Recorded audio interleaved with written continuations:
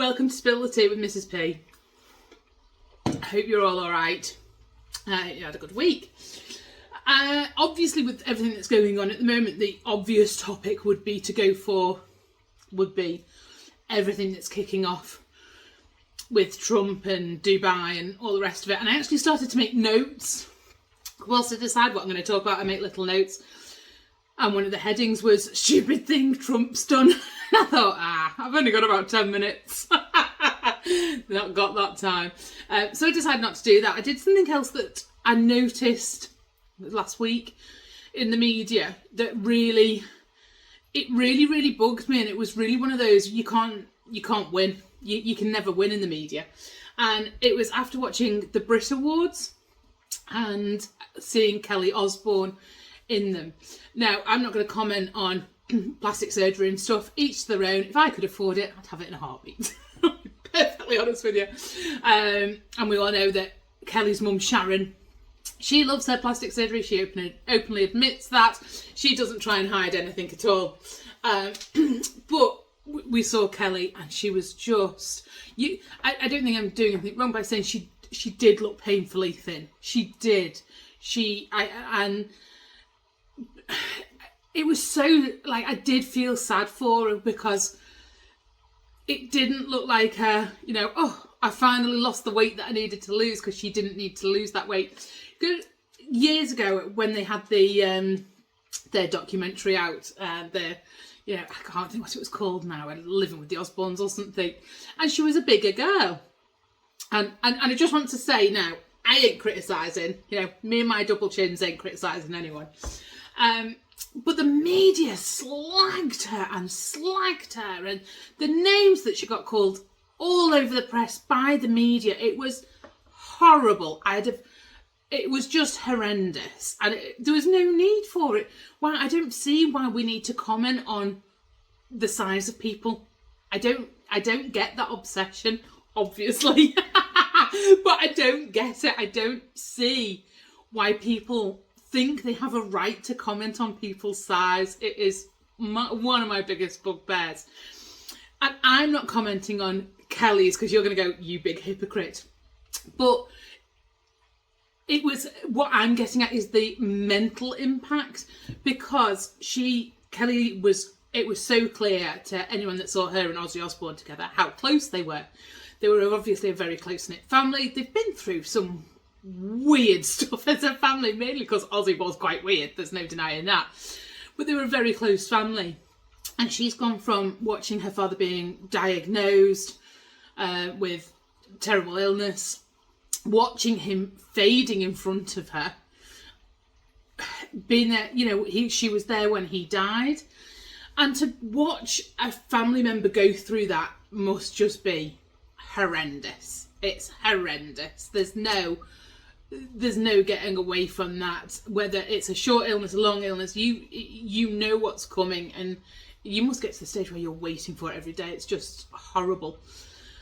But she also knew that the heartache wasn't going to end there, because she knew that once Ozzy died, even though he wouldn't be hurting anymore and he might be out of pain, which, let's be honest, it must be a relief for family. You're not relieved they've died, but you're going to be relieved that they're not hurting.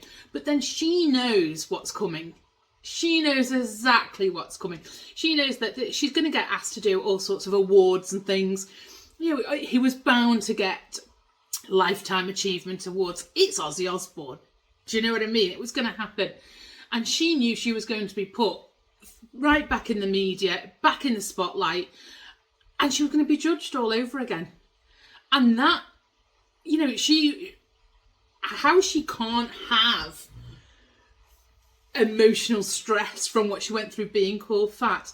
And I think she went through all this abuse of being overweight, and then to see her being dragged through it all, and the people trying to work out what eating disorder she's got. How horrible is that? I actually didn't read the full article because I started to read it and I was like, this is vulgar. It was just, well, she's probably got this, she's probably got that, she's not got this because of their teeth, and it was just, what are you doing? You're picking this young woman apart. And I thought she probably it's a contribution to her weight, is knowing what is coming. And I don't see why we get to criticise people, why the media can go, oh, she's overdone it on the Mangiano or whatever it's called, and why do we get to say, oh, she's near death's door? And she's got kids. Her kids will see that. And I just thought, how dare people write that when you're the reason that she probably looks like that? You're the reason that she will have been so scared to look overweight.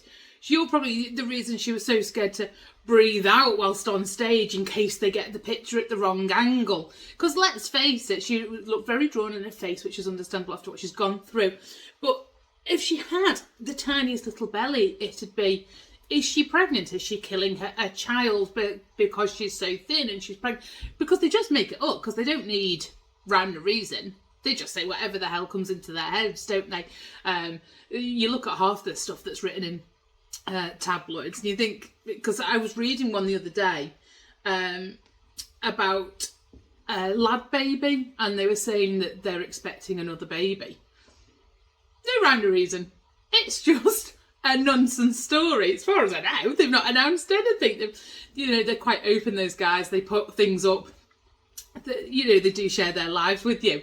So I'm sure they would have shared it by now. But the AI pictures of this, this poor lady showing it that she was pregnant when she's not pregnant. And it's just bullshit. Let's just call it what it is. It was just a bullshit story. And I thought, we pick the media picks these celebrities apart, but they're the reason that they look the way that they do. One celebrity can look, you might go to not me, but might go to an awards show and a lady be on a period, and we all know you've got the bloat and maybe you've eaten too much crap a couple of days before and you're feeling a bit and a bit sluggish. We've all been there. But then the whole world goes, she's looking a bit fat. Such and such puts on 5 pounds and dares to go to awards, dares to go. But then the next week, when they're not in the period and they're not feeling so bloated and they're out and they're looking themselves, such and such drastically loses 4 stone after being fat shamed. But you fat shamed her. You're the ones that did it. You're the ones that made her feel that she wasn't enough as she was. You're the ones that made her lose that weight because she wasn't who she should be. And it just really grates on me. And I was looking at Kelly Osborne and I thought, you poor lamb, you just need to go home with your mum, have a cuddle together, have a cry and grieve. And they're just not being given the chance, and now they're being picked apart by the media and all these other celebrities. And I think, oh my God, they'd die if I went to an award show. Can you imagine? They'd be like, fucking hell, there's 2 of her. And it's just so sad that these women, and then as well, it does, I've seen stories about Leonardo DiCaprio looking fat on his yacht. At least he's on a fucking yacht, mate. I'll go and be fat on a yacht. Do you know what I mean? And I just think these people, their weight does fluctuate, and it probably does massively. But that's because of what you're writing about them. Do you know what I mean? If you just went, Kelly Osborne, looking fabulous, if you'd have done that 10, 15 years ago, would she have had all these weight issues? Would she? If she'd have just been Ozzy Osbourne's daughter, Kelly Osborne, rather than Ozzy Osbourne's fat daughter, the fat Osborne. You did this to her. You gave her these issues. And my heart, I really hope she's okay, and really hope whatever, if she's dead, happy for you. But don't criticise, just let's leave. Why can't we just say Kelly Osborne, who wore a wet red dress whilst receiving her father's award? Let's discuss the dress. Let's discuss the shoes. Why do we have to say Kelly Osborne wearing a red dress, or not even wearing a red dress, Kelly Osborne looking painfully thin as she receives her father's Lifetime Achievement Award? Can we not just focus on the Lifetime Achievement Award? Can we not just do that?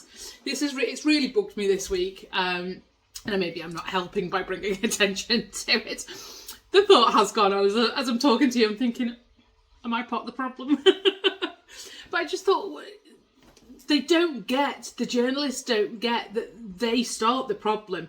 You know, if we just didn't pick on people's weight to start with, maybe they wouldn't go home and binge eat.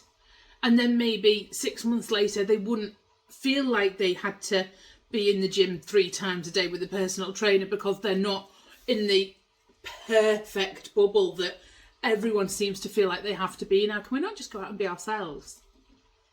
Maybe that's just because I say it, so it should happen. So there we go. I won't go on. Again, I'm just concluding. It's just can we not just be kind? Can we not just, rather than discussing how they looked, can we not just celebrate Ozzy's life and his achievements? Because surely that's what it's all about, and it's not about people's weight at the award show. Just a thought, guys. Right, hope you're all okay. Take care. Bye.